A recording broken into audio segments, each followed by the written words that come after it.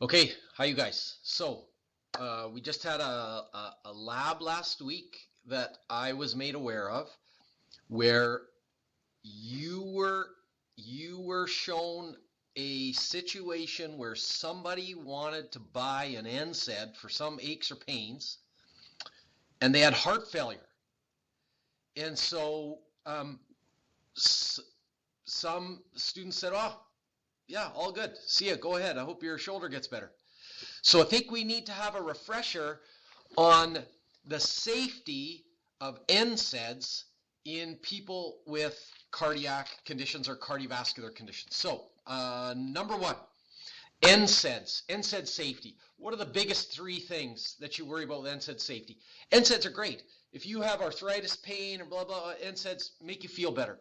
So that's great. We want people to feel better.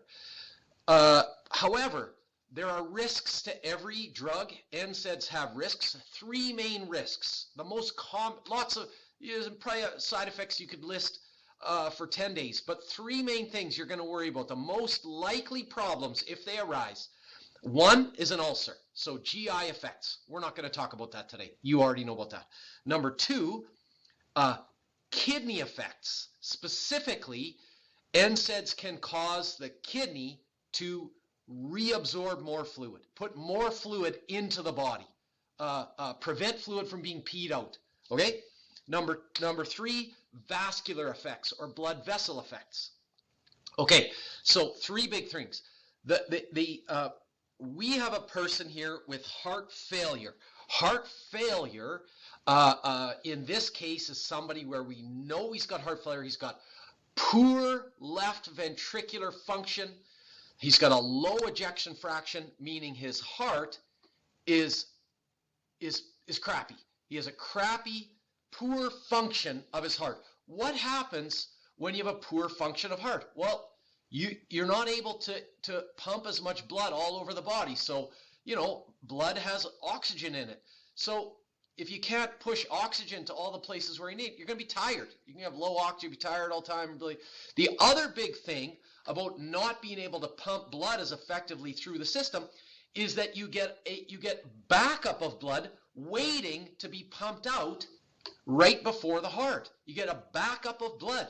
And the more fluid you have in the system, if you have heart failure, the more fluid you have, the greater amount of blood waiting or backed up before waiting to be pumped around into the arteries again. So that's a problem because if you have a backup of blood waiting in your left ventricle, the lineup of blood extends into your lungs. So you get a stasis, a backup of blood, of fluid, blood in your lungs. A lot of that blood, some of that blood will leach into the lung tissue, and lung tissue needs to be clear. It's got to grab oxygen and throw it into the blood. If blood is just sitting there in a lineup going nowhere, then you're not going to be able to oxygenate that blood.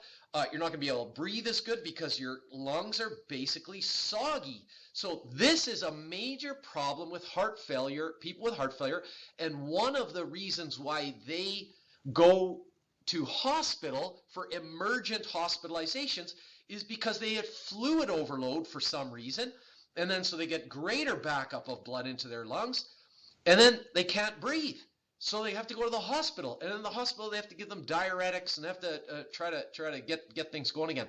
So think of what I just said to you. Now, NSAIDs, one of the problems with NSAIDs is they cause fluid retention. So given what I just said to you about people with heart failure and the difficulty they have dealing with the backup of blood, do you want more fluid? Do you want more fluid in your blood?